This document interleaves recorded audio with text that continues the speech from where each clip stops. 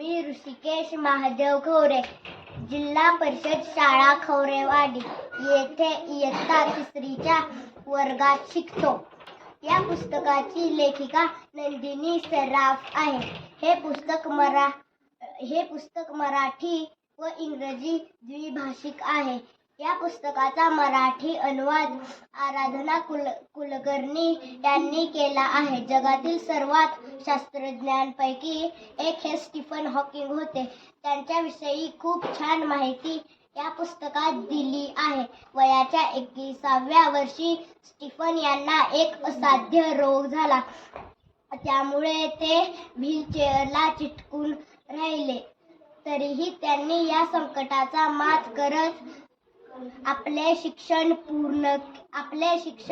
पूर्ण केले व जगासमोर आदर्श निर्माण केला.